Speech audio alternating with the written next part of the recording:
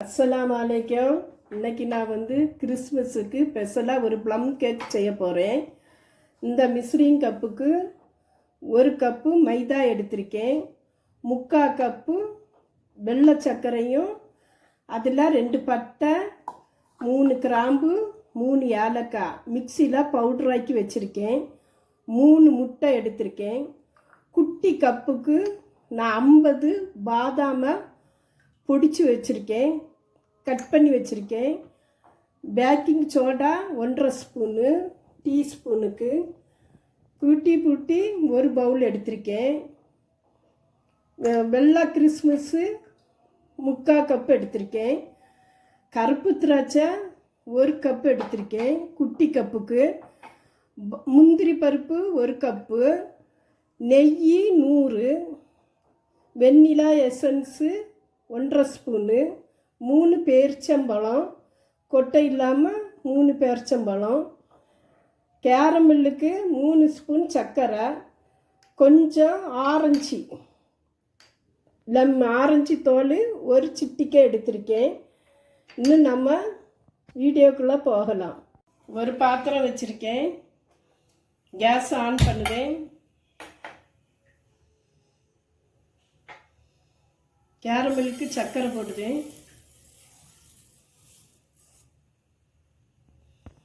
மெதுவான தீயில நம்ம இதை கேரமல்ல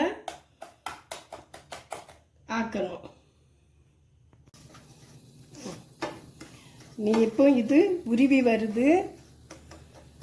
இது கொஞ்சம் ப்ரௌன் கலர் வரட்டு.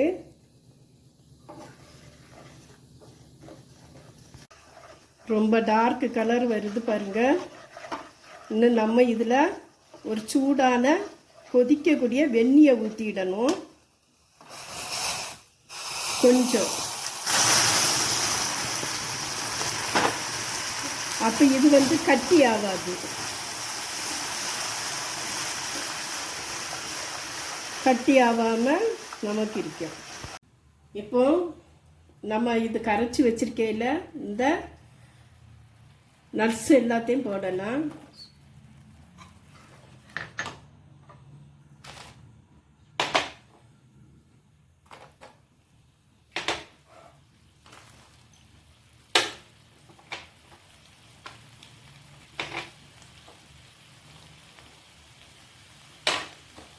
எல்லாம் இதில் கொஞ்சம் ஒரு 10 நிமிஷம் வேகட்டு.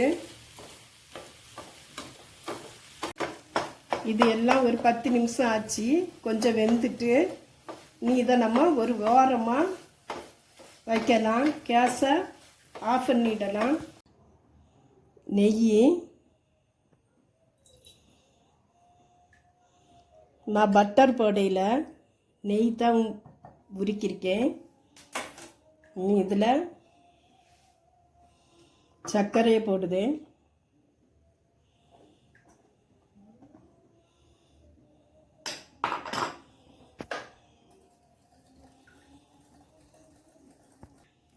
மூணு முட்டையை உடச்சி ஊற்றுதேன்.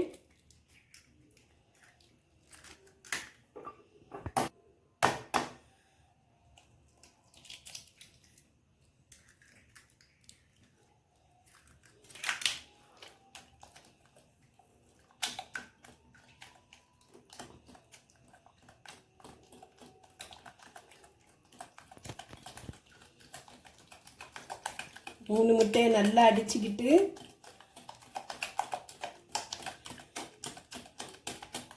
மைதா, பேக்கிங் பவுட்ரு, பேக்கிங் சோடா,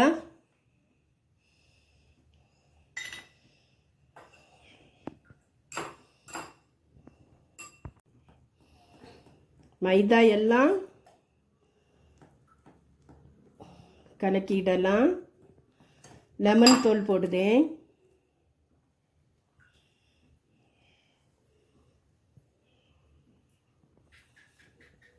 வெண்ணிலா எசன்ஸு ஒரே சைடாட்டு நமக்கு மிக்ஸ் பண்ணணும். அப்போ தான் கேக்கு நல்லா பஞ்சு போல் வரும்.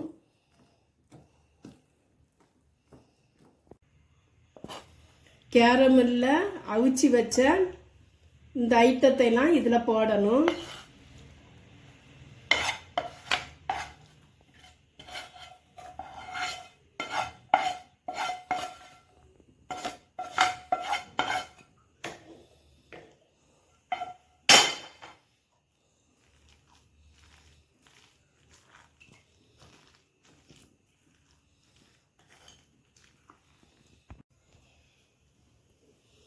நான் இந்த பாத்திரத்தில் நெய் தடவி மைதா மாவு போட்டிருக்கேன்.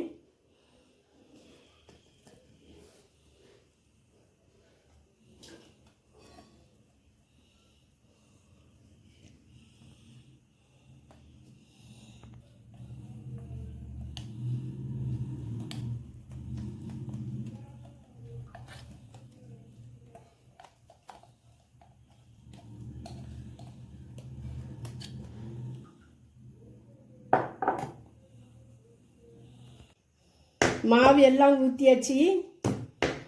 இப்படி 3 வாட்டி நம்ம ஃபார்ம் இப்படி அடிச்சிடலாம். அடிச்சிட்டு நான் இன்னைக்கு தோசைக்கல்லில் தான் நான் வைக்கேன். பழைய தோசைக்கல்லில், இரும்பு கல், அதில் நான் ஒரு வண்டு போட்டிருக்கேன்.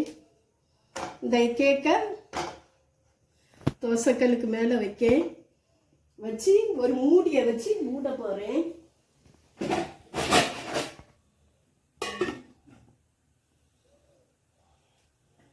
எனக்கு 3/4 மணிக்கூர் ஆகும். அதுக்கப்புறம் பார்க்கலாம். பாருங்க, ஒரு இதை வச்சு குத்தி பார்க்கும் குச்சியை வச்சு கேக்கு சூப்பராக வெந்திருக்கி ஒட்டையில். இதை அப்படியே நம்ம எடுத்து வைக்கலாம். நான் தோசைக்கல்லில் வச்சதுனால எனக்கு 1 மணிக்கூரும் 10 நிமிஷமும் ஆயிற்று. இப்போ ஒரு துணியை போட்டு நம்ம மூடி வைக்கும். ஒரு 5 நிமிஷம் கழித்து ஆறட்டு. 5 நிமிஷம் கழிஞ்சு எடுக்கேன். இதெல்லாம் பிளேட்டில் தட்டிடலாம்.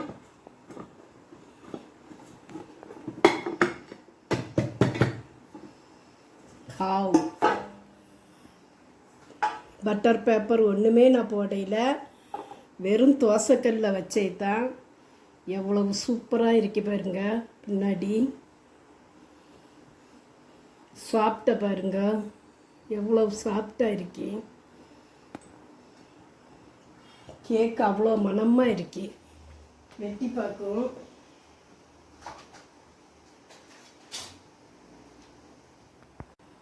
ஒரு துண்டு வெட்டி பார்க்கும் கேக்க.